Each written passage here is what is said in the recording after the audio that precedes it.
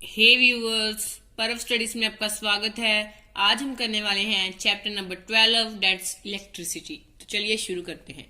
Electricity has an important place in a modern society. It is controllable and convenient form of energy for variety of uses in home, school, hospital, industry and so on. इसमें बताया गया है कि जो electricity है आज हम modern technology की तरह यूज कर रहे हैं। जैसे हम अपने घर में फैन चलाते हैं, रेफ्रिजरेटर चलाते हैं, ये सभी इलेक्ट्रिसिटी से ही होते हैं, मतलब चलते हैं।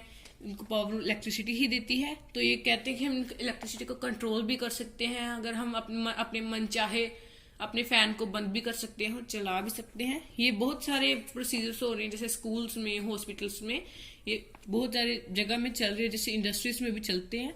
वट कॉन्स्टिट्यूट्स इलेक्ट्रिसिटी, कहते हैं कि इलेक्ट्रिसिटी कैसे बनी है। How does in the flow and in an electric circuit, कहते हैं कि ये कैसे, मतलब इसका फ्लो कैसे होता है। What are the factor that control और regulate the current through an electric current, कहते हैं कि करंट कौन रेगुलेट करता है, कैसे करते हैं, क्यों करते हैं, ये सभी हम इस चैप्टर में पढ़े जा रहे हैं। In this chapter we shall attempt to answer such question. ये हम जो ये सभी क्वेश्चन आए थे, आइए हम चैप्टर में आगे मतलब रीड करेंगे, पढ़ेंगे।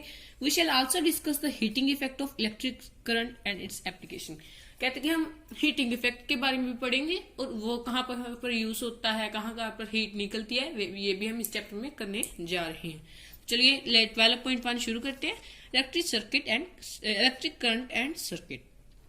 We are familiar with the air current and water current, कहते हैं कि हमें एयर करंट और वाटर करंट के बारे में तो पता ही है। We know that flowing of water constitute water current in the river, कहते हैं कि जब पानी बहता है तो वाटर करंट्स आ जाते हैं। Similarly if the electric charge flow through a conductor, for example through a metallic wire, we say that there is a electric current in the conductor, कहते हैं कि सेम जैसे कि वाटर करंट होता है, इसी प्रकार जो है इलेक्ट्रिकल करंट या इलेक्ट्रिकल सर्किट भी ऐसे ही बन जाता है। In a torch, we know that the cell or a battery, when placed in proper order, provide flow of charges or an electric current through the torch bulb to glow, कहते हैं कि जब हम मतलब अपनी जो बैटरी है उसमें सेल डाल देते हैं तो वो क्या करने लगती है, ग्लो करने लग जाती है। अगर हम इसका स्विच ऑन कर दे, क्योंकि वो सर्किट पूरा क्या हो जाता है, क्लोज हो जाता है। अ स्विच नेक्स्ट हम पढ़ने जा रहे हैं। Have you seen that the torch give light only when it's switch is on, कहते हैं कि हमें पता है कि जो कहते हैं कि आपने कभी ये मतलब ये सोचा है कि क्यों जब स्विच होता है, जब स्विच हम ऑन करते हैं तो वो बल्ब क्यों जगता है, ओनली तभी क्यों जगता है, क्योंकि मतलब ग्लो क्यों करता है। जब स्विच बंद हो तो ऑफ हो तो स्विच कैसे क्यों नहीं चलता, बल्ब क्यों नहीं ग्लो करता, क्यों नहीं ग्लो करता, क्योंकि वो सर्किट ओपन हो जाता है। और ग्लो क्यों करता है, क्योंकि वो सर्किट तब क्लोज होता है जब स्विच ऑन होता है। A switch make a conducting link between the cell and the bulb, कहते हैं कि स्विच जो है लिंक बनाता है सेल और बल्ब के बीच में। A continuous and closed path of electric circuit is known as electric current is known as electric circuit, कहते हैं कि जो कॉन्टिन्यूस पूरा होता है उसको हम जैसे कि जिसमें सेल लगा होता है, बैटरी लगी होती है, बल्ब भी ग्लो कर रहा होता है और जो हमारा वो स्विच भी लगा होता है, तब उसको क्या कहते हैं, पूरा प्रॉपर इलेक्ट्रिक सर्किट बन जाता है। ना हम the circuit is broken anywhere, कहते हैं कि अगर मतलब सर्किट वायर टूटी है, जहाँ सेल में प्रॉपर कोई मतलब कि कोई खराबी आ गई है, तब क्या होता है, if the current is broken everywhere the current stop flowing and the bulb does not glow, कहते हैं कि फिर जो क्या होता है कि जो करंट है फ्लो नहीं होता और बल्ब मतलब जो ग्लो नहीं करता है, लाइट नहीं देता है, लाइट प्रोवाइड नहीं करता है। How do we express electric current, कहते हैं कि इलेक्ट्रिक करंट को कैसे हम देख सकते हैं, आइए शुरू करते हैं। Electric current is expressed as the amount of charge flowing through a particular area in unit time, कहते हैं कि जो इलेक्ट्रिक करंट है उसको हम कैसे रिप्रेजेंट करते हैं, अमाउंट ऑफ चार्ज।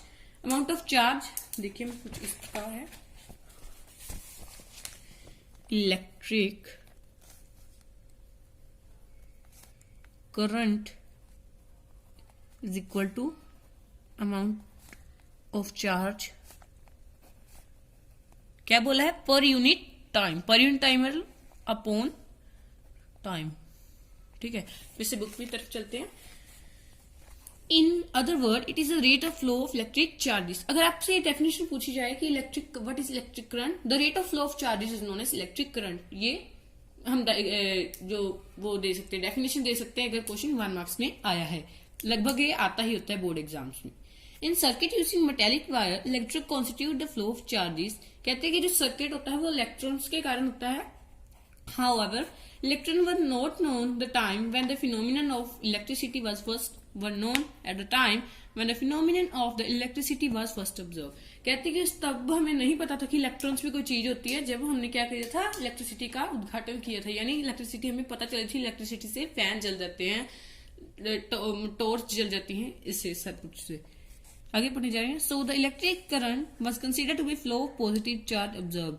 कहते कि charge and direction of flow of positive charge was taken to be direction of electric current. कहते कि जब हमने पहली बार देखा था कि हमने देखा था कि इलेक्ट्रिक जो फ्लो है वो पॉजिटिव से नेगेटिव की तरफ जाता है, ये हमने पढ़ा था।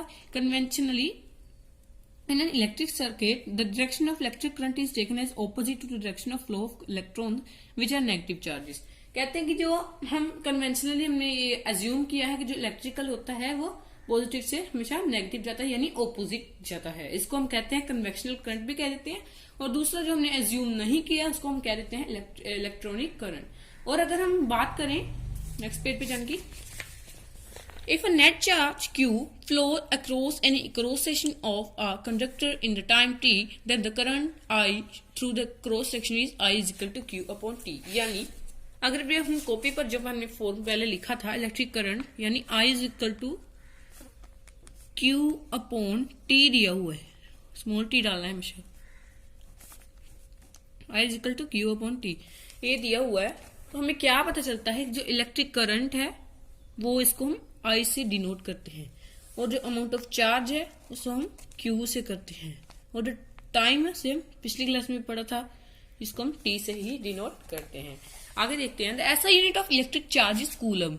ये सबसे मेन पॉइंट है, ये क्वेश्चन बोर्ड में आ जाता होता है। इलेक्ट्रिक चार्ज का क्या यूनिट है, ऐसा यूनिट उसको हम कहेंगे coulomb, which is equivalent to the charge contained by nearly 6 into 10 raised to power 18 electrons। ये भी आ जाता है 1 कूलम कितने यूनिट के बराबर होता है, 6 into 10 raised to power 18।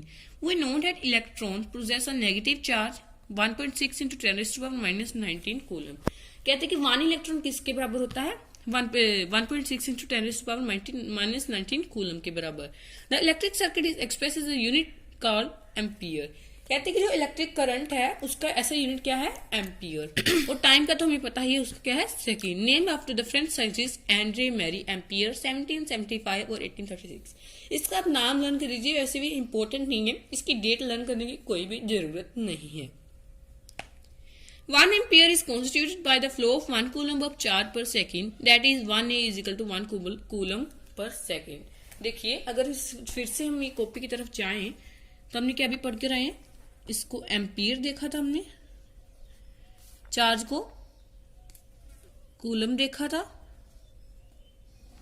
और टाइम को सेकंड देखा था। उन्होंने पूछा है 1 एम्पियर किसके बराबर है, यानी 1 कूलम, और 1 सेकंड होगा तो तब 1 एम्पियर होगा। ठीक है ना, इससे हम वो डेफिनेशन डिराइव कर लेंगे। फिर से बुक की तरफ चलते हैं, ऐसे ही है ना कुछ definition. 1 ampere is the constituted by the flow of 1 coulomb of charge per second. ठीक है, ऐसे ही हमने वो वहां पर भी देखा था। दैट इज ये हमने कर लिया है। Small quantities of current can be express in milliampere, that is 1 milliampere is equal to 10 raised to power minus 3 ampere. कई बार बच्चे क्या गलती कर देते हैं, मिली और माइक्रो एम्पियर में बहुत ही ज्यादा गलती कर देते हैं। माइक्रो हमें लगता है माइक्रो बहुत छोटा है, पर नहीं, छोटा तो इसलिए है, बच्चे 6 और 3 में गलती करते हैं। माइक्रो छोटा है तो तभी इस पे ज्यादा बड़ा चार्ज है, माइनस का चार्ज है, और मिली जो है वो बड़ा है और उसके ऊपर किसका चार्ज है, -3 का, यानी कम है चार्ज और ये ज्यादा है, मतलब ये कम बहुत, ये जो क्वांटिटी बहुत कम है इससे बहुत ज्यादा है। Instrument called ammeter measure the electric current in the circuit. कहते हैं कि जो एमीटर एक इंस्ट्रूमेंट है वो क्या करती है, इलेक्ट्रिक करंट को मेजर करती है। पर कई बार बच्चे कंफ्यूज हो जाते हैं, हमने छोटी क्लासेस में पढ़ा हुआ है गैल्वेनोमीटर जो है वो करंट मेजर करने के काम आता है, पर हमें ये बात का हमें बहुत ही ज्यादा डिफरेंस आ जाता है, हमारी कंफ्यूजन आ जाती है कि गैल्वेनोमीटर जो है वो स्मॉल करंट को मेजर करता है, और जो एमीटर है ये हमारे घर के जो वो है करंट का उसको भी मेजर कर सकता है। नेक्स्ट पढ़ते हैं, it is always connected in series in circuit through the with the current is to be measured. कहते हैं कि जो एमीटर है वो सीरीज में ही हमेशा लगता है। अभी हम डायग्राम बनाकर शो करते हैं आपको क्यों लगता है, कैसे लगता है, ये भी शो करने वाले हैं। फिगर 12.1 इसमें दिया है, इसमें देखो दिया है एमीटर जो है सीरीज में लगा हुआ है। and showed at a schematic diagram of the typical electric current comprising a cell, an electric bulb, an ammeter and a plug key. Note that the electric current flow in a circuit from the positive terminal to the negative terminal of the cell and the bulb and the ammeter. देखिए इसमें diagram में show करता हूँ आपको। ऐसी लगी होती है कुछ बैटरी, आगे थोड़ा बढ़ते जाएं, यहाँ पे लगा होता है वो प्लग की लगी होती है, यहाँ पे जाए थोड़ा आगे बढ़े, यहाँ पे हमारा बल्ब लगा होता है। फिर आगे जाए, आप कहीं भी एमीटर लगा सकते हैं, पर लगाना कुछ ऐसे है, सीधा सीधा। साइन देना बहुत जरूरी है, ठीक है। ऐसे हम इसको भी पॉजिटिव, इसको माइनस, नेगेटिव दे सकते हैं। इससे हमें क्या पता चलता है, जो लाइन हमें पहले पड़ी थी, जो स्विच है वो इलेक्ट्रिक, देखो इसके बीच बैटरी और बल्ब के बीच में जो है कनेक्शन बना देते हैं। That's all about today's lecture। अगर आपको हमारी वीडियोस अच्छी लगती है तो इनको लाइक कीजिए, सब्सक्राइब कीजिए और शेयर भी जरूर कीजिए।